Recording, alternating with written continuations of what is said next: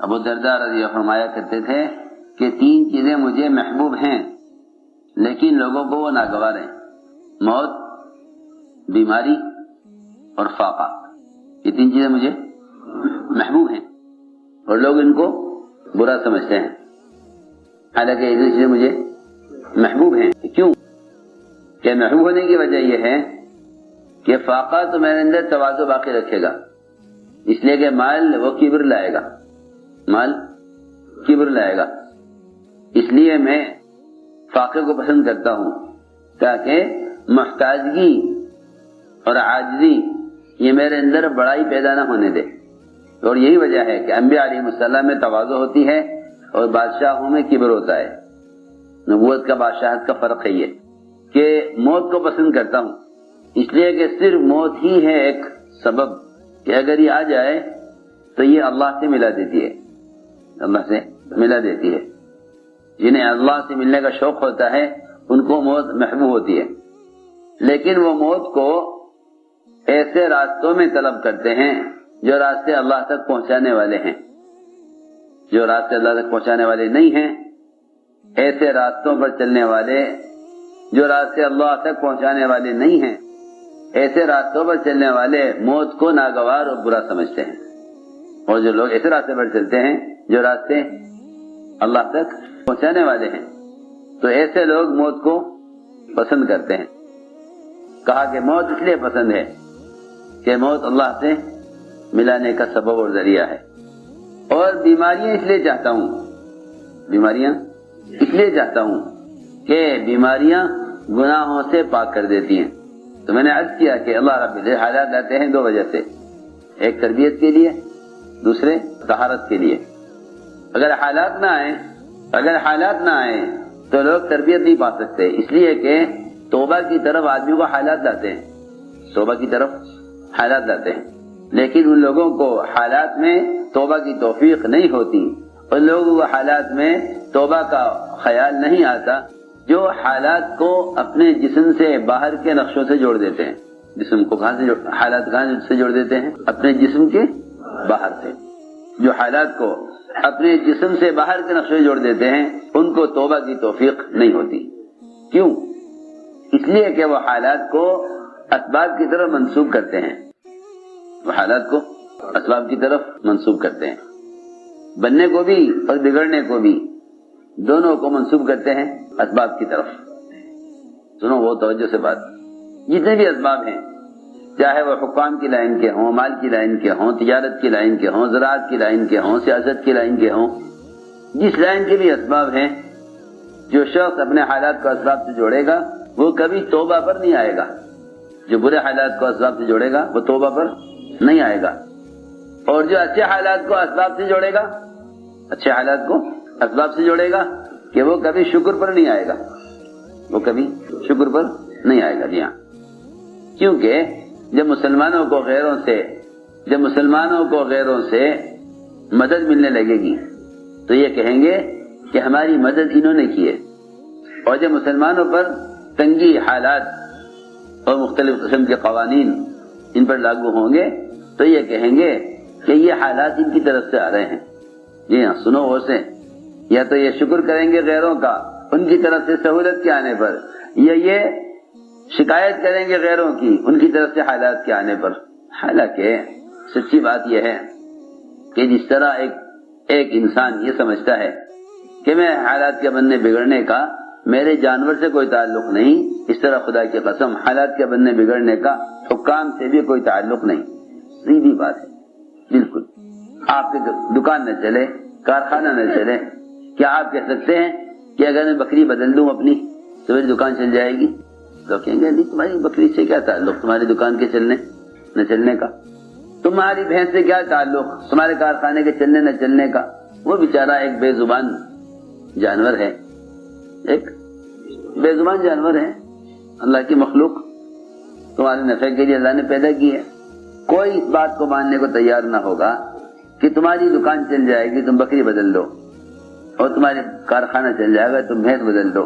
ارے میرے کارخانے کے چلنے نہ چلنے کا جانور سے کیا تعلق؟ میں اسی طرح عرض کرنا چاہتا ہوں کہ مسلمان کے حالات کے بننے بگڑنے کا انعام سے کوئی تعلق نہیں، جس طرح انعام سے تعلق نہیں، حکام سے بھی کوئی تعلق نہیں، کیونکہ جو لوگ اپنے حالات کے بننے بگڑنے کو باہر کی شکلوں میں دیکھتے ہیں وہ ان کو حالات اللہ کی طرف نہیں لاتے، توبہ کی طرف نہیں لاتے، اور ان کو اچھے حالات شکر کی طرف نہیں لاتے، اچھے حالات شکر کی طرف نہیں لاتے۔ میں نے اجازت کیا کہ سب سے پہلی بات یہ ہے کہ دنیا کے تمام فساد کا تعلق مومن کے عمل سے ہے، دنیا کے فساد کا تعلق مومن کے عمل سے ہے۔ بس مومن میں اور غیر مومن میں فرق یہ ہے، مومن اور غیر مومن میں فرق یہ ہے کہ مومن حالات سے عبرت لے گا، حالات سے عبرت لے گا، حالات سے عبرت لے گا۔ اگر نابینا کو کوئی آدمی مار کر گزر جائے تو یہ پوچھے گا لوگوں سے کس نے مارا، پوچھے گا کس نے مارا، ٹھوکر لگے گی تو پوچھے گا کس چیز میں ٹھوکر لگی، کیونکہ یہ اندھا ہے، اس کو نہیں معلوم اس کو کس نے مارا، اس کو ٹھوکر کہاں لگی۔ لیکن مومن بینا ہے، مومن بینا ہے، اس کو ایک ٹھوکر بھی لگے گی نا تو اسے فوراً اپنی کوئی بدعملی یاد آئے گی، اس کو اپنی کوئی بدعملی یاد آئے گی کہ مجھ سے یہ غلطی ہوئی تھی جس پر اللہ تعالیٰ نے میری تنبیہ کے لیے مجھ پر یہ حالات ڈالے ہیں۔ بہت آسان ہے مسلمان کے لیے راستہ تلاش کرنا اور حالات سے نکلنا۔ ہر آنے والے حال کا سبب اپنے اندر تلاش کرو، ہر آنے والے حال کا سبب اپنے اندر تلاش کرو، ہر آنے والے حال کا سبب اپنے اندر تلاش کرو، باہر نہیں۔ اس لیے کہ جتنے بھی دنیا میں حالات ہیں ان کا تعلق مسلمان کے جسم سے باہر کی چیزوں سے نہیں ہے۔ مسلمان اصل کائنات ہے، مسلمان اصل کائنات ہے۔ ہر آنے والے حال کا سبب اپنے جسم میں تلاش کرو، ہر آنے والے حال کا سبب جسم میں تلاش کرو۔ یہ مومن کی پہچان ہے، یہ مومن کی پہچان ہے کہ وہ کبھی اس بات پر راضی نہیں ہوگا کہ مجھ پر آنے والے حالات کا تعلق فلاں شخص سے یا فلاں قوم سے یا فلاں حکومت سے یا فلاں کمائی کے نقشے سے میرا حالات کا تعلق ہے، اس کا حالات کے بننے بگڑنے کا باہر کے نقشے سے کوئی تعلق نہیں ہے۔ اس لیے صحابہ کرام وہ عبرت لیا کرتے تھے، اور عبرت اس لیے لیا کرتے تھے کہ عبرت لینا صرف مومن کا کام ہے، عبرت لینا صرف مومن کا کام ہے۔ اللہ نے جہاں بھی عبرت لینے کا حکم فرمایا قرآن میں، وہاں مومن کے لیے سمجھدار، عقل والا، اولو الالباب کہہ کر مخاطب کیا ہے ایمان والوں کو۔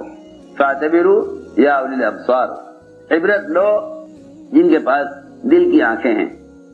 فاعتبروا یا اولی الالباب، عبرت لیں وہ لوگ جن کو اللہ نے حالات سے سبق لینے کی سمجھ دی ہے، حالات سے سبق لینے کی سمجھ دی ہے۔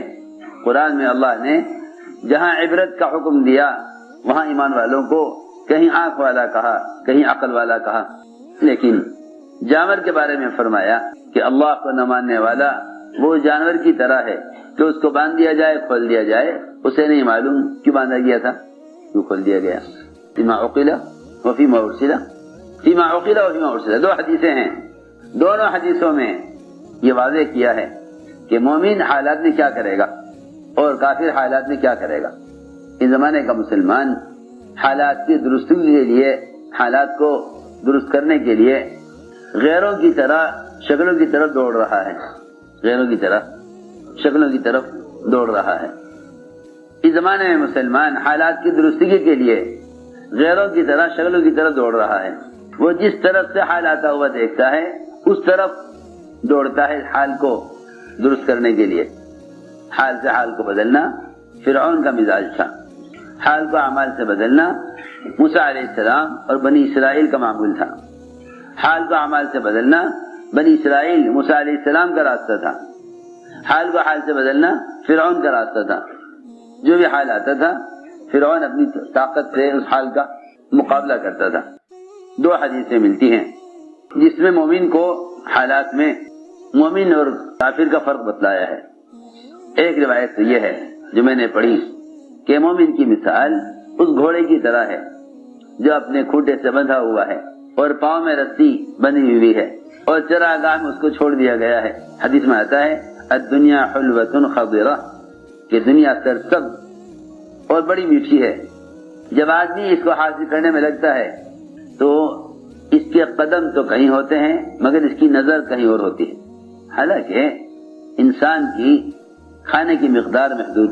نظر آدمی آسمان تک بھی لے جا سکتا ہے, نظر آسمان تک بھی لے جا سکتا ہے, نظر آسمان تک بھی لے جا سکتا ہے, لیکن اس کی خوراک بہت محدود ہے.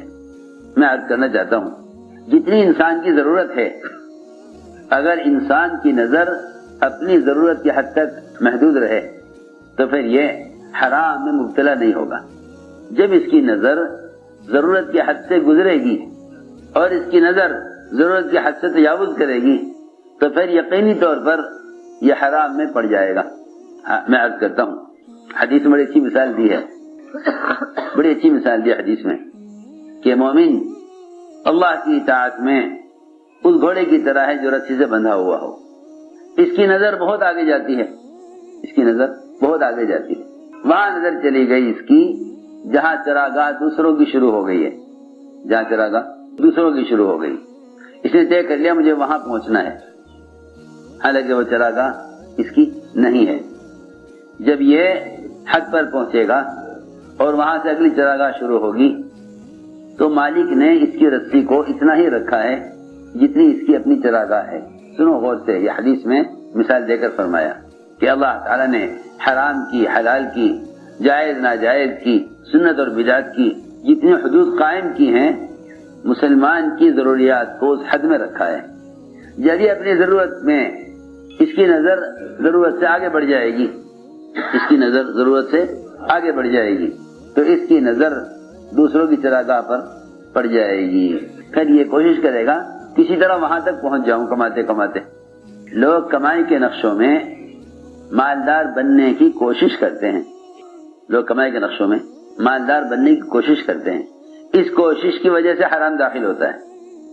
یہاں تک فرمایا حضور اکرم صلی اللہ علیہ وسلم نے کہ اگر کوئی شخص مالدار بننے کے لیے بھی, مالدار بننے کے لیے بھی, اپنے مال کو بڑھانے کے لیے بھی اور مالدار کی فہرست میں آنے کے لیے اگر کوئی شخص حلال طیب بغیر سود کے, بغیر جھوٹ کے, بغیر غبن کے, بغیر دھوکے کے, بغیر ملاوٹ کے, بغیر نماز چھوڑے, بغیر کوئی حکم توڑے حلال روزی کمائے اپنے مال کو بڑھانے کے لیے, مالدار کی فہرست میں آنے کے لیے, اس سب کے باوجود بھی اللہ سے قیامت میں اس حال میں ملے گا کہ اللہ اس سے سخت ناراض ہوں گے, اللہ اس سے سخت ناراض. کیسی اچھی عجیب حدیث, اللہ اس سے سخت ناراض ہوں گے.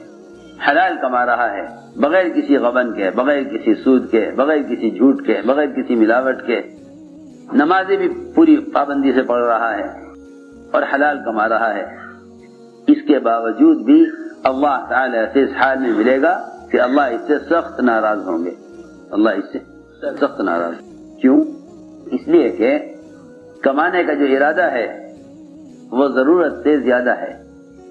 میں کچھ ضروری بات عرض کر رہا ہوں. جب اس کی نظر اپنی ضرورت سے آگے بڑھ جائے گی تو پھر یہ اللہ کی ناراضگی میں پڑ جائے گا.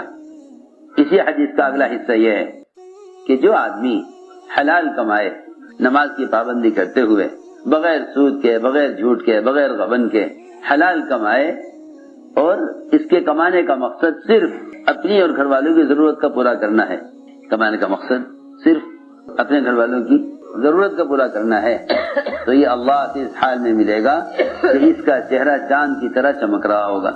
حالانکہ دونوں کما رہے, دونوں کما رہے, دونوں حلال کما رہے, دونوں حلال کما رہے, مگر ایک کی نیت کمانے میں مالدار بننے کی ہے, ایک کی نیت کمانے میں مالدار بننے کی ہے, دوسرے کی نیت کمانے میں ضرورت کا پورا کرنا ہے. دونوں کا فرق دیکھو. حالانکہ دونوں حلال کما رہے ہیں. یہ مت سمجھنا کہ بس حلال کمانے سے کامیاب ہو جائیں گے, یہ نہیں. جس طرح نماز میں نیت دیکھی جائے گی کہ نماز میں تمہاری کیا نیت ہے, اسی طرح یہ بھی دیکھا جائے گا کہ تجارت میں تمہاری کیا نیت ہے. انما الاعمال بالنیات کا مطلب صرف عبادات کے اعمال کے لیے حدیث نہیں ہے, صرف عبادات کے لیے حدیث نہیں ہے. یہ دیکھا جائے گا تمہاری اس طرح عبادت میں نیت ہے, تجارت میں کیا نیت ہے, تجارت میں کیا نیت ہے. ہم نے عرض کیا کہ جب نظر دور جاتی ہے آدمی کی کہ میں اس طرح مالدار ہو جاؤں تو پھر یہ دوسرے کی چراگاہ میں داخل ہو جاتا ہے. پکی بات ہے. خوب اندازہ کیا ہم نے کہ جو لوگ مال کو بڑھانا چاہتے ہیں یا مالداروں کی فہرست میں آنا چاہتے ہیں وہ مجبور ہوتے ہیں اپنی کمائی کے نقشوں میں حرام داخل کرنے پر. وہ مجبور ہوتے ہیں, کیا کریں, اس کے بغیر یہ نہیں ہو سکتا. ورنہ خدا کی قسم آدمی ضرورت کے لیے حلال روزی آسانی سے حاصل کر سکتا ہے. سر سمجھتے تھے خواہش کے نقشے حرام راستے کے بغیر خواہش کے نقشے پورے نہیں ہو سکتے, خواہش کے تقاضے پورے نہیں ہو سکتے. فطرت ضرورت ہے. جہاں تک ضرورت ہے وہاں تک حلال روزی کافی ہو جاتی ہے. میں نے عرض کیا کہ یہ گھوڑا جس سے مثال دی ہے مومن کی, یہ اس کی نظر دور جاتی ہے کہ مجھے کھاتے کھاتے وہاں سے کھانا ہے, حالانکہ وہ اس کی حدود سے باہر ہے. یہ چل دیتا ہے. جہاں رسی پوری ہوتی ہے وہاں جھٹکا لگتا ہے. ہر گھوڑے کا مزاج ہے کہ وہ جھٹکا لگتے ہی اپنے کھوٹے پر واپس آ جاتا ہے. گھوڑے کا مزاج ہے, جھٹکا لگے گا کھوٹے پر واپس آ جائے گا. مومن وہ ہے کہ جب ہم اس کی تجارت میں, اس کی زراعت میں, اس کے سرمایہ داری کے نقشوں میں, اس کی کمائی کی شکلوں میں, قانون کی شکل میں, حکام کی طرف سے یا کسی بھی ذریعے سے کوئی حال لاتے ہیں تو یہ جھٹکا اس لیے ہوتا ہے کہ تم حکم کی طرف واپس آ جاؤ. یہ اس کوشش میں لگا رہتا ہے کہ نہیں کسی طرح کوشش کرو. ارے لوگ حرام راستوں میں کوشش کرتے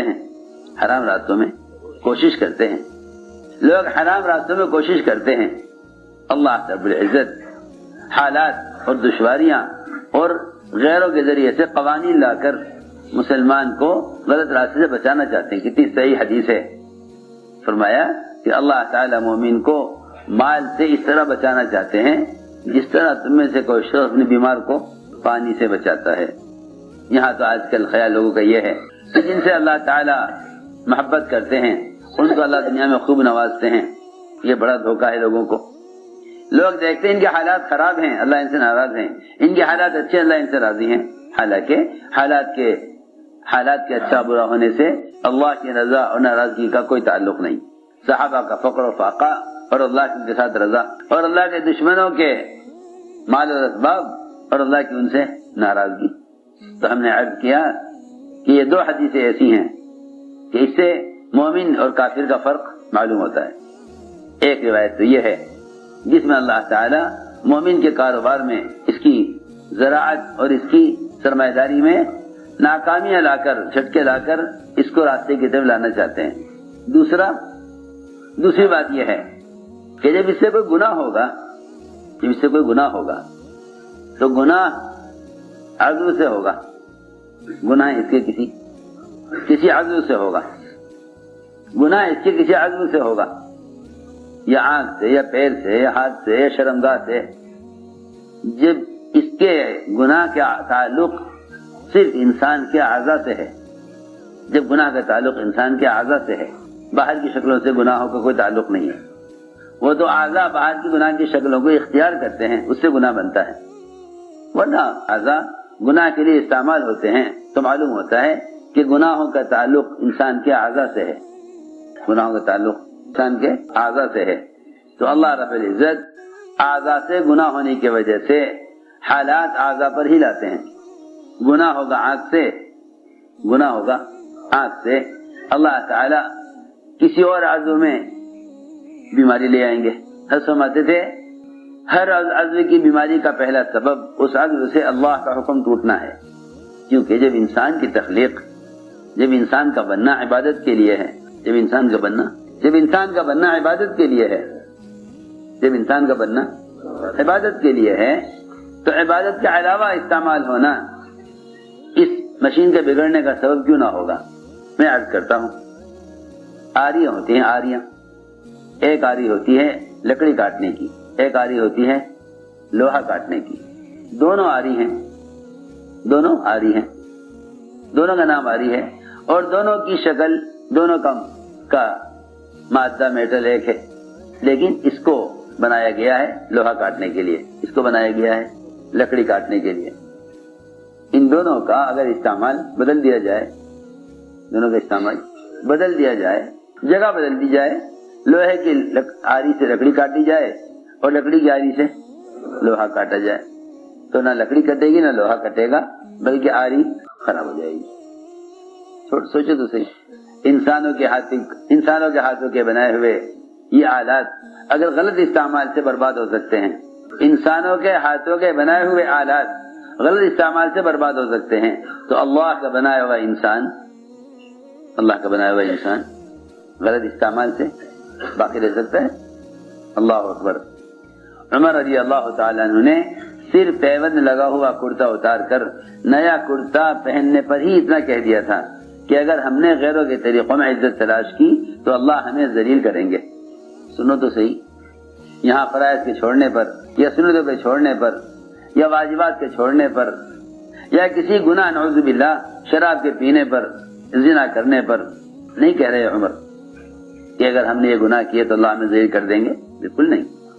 حضرت عمر رضی اللہ تعالی عنہ یہ فرما رہے کہ اگر اس وقت میں پیوند والا کرتا یہ سوچ کر اتار دوں, پیوند کا کرتا یہ سوچ کر اتار دوں کہ بھئی وہاں کے لوگ پیوند والا کرتا دیکھ کر ذرا مجھے اچھا نہیں سمجھیں گے اور مجھے نیا کرتے میں ان کی نظر میں زیادہ اچھا لگوں گا, اس پر حضرت عمر نے یہ فرمایا تھا کہ اس کا مطلب یہ ہوا کہ ہم غیروں کی نظر میں خلاف سنت چل کر اچھا بننا چاہتے ہیں.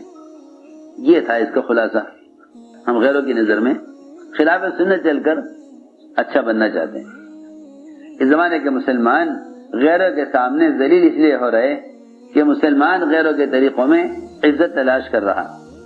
وہاں تو صرف کرتے کے بدلنے پر ہی حضرت عمر نے یہ کہہ دیا کہ اگر میں اس وقت پیوند کا کرتا یہ سوچ کر اتار دوں, پیوند والا کرتا یہ سوچ کر اتار دوں کہ میں اس کرتے میں زیادہ اچھا لگوں گا, اس کا مطلب یہ ہوا کہ پھر وہ جو سنت ہے پیوند والا کرتا پہننا جو سنت ہے, مجھے اس کرتے سے نفرت اور اس کرتے سے محبت ہو گئی. اور جب تمہیں سنت سے نفرت اور خلاف سنت چیزوں سے محبت ہونے لگے تو سمجھ لو کہ اللہ تعالیٰ نے تمہیں ذلت میں ڈال دیا. یہ بات حضرت عمر رضی اللہ تعالیٰ نے اس وقت کہی جب ملک شام میں داخل ہوتے ہوئے عبد الرحمن بن عوف رضی اللہ تعالیٰ عنہ نے کرتا بدلنے کی رائے دی. کرتا بدل دیجیے, آپ کے کرتے پر اتنے پیوند ہیں, وہاں کے لوگ ذرا اچھی نظر سے نہیں دیکھیں گے کہ لو بھئی یہ ان کے امیر المومنین ہیں, اتنے کرتے پر پیوند لگے ہوئے ہیں. حضرت عمر نے پہلے تو یہ فرمایا کہ عبد الرحمن تیرے علاوہ اگر کوئی نیا آدمی یہ بات کہتا تو میں سوچتا کہ بیچارہ اسلام میں بھی نیا ہے, کفر کے مزاج سے متاثر ہے, لیکن چلے جیسے پرانا آدمی یہ کہے کہ کرتا بدل دو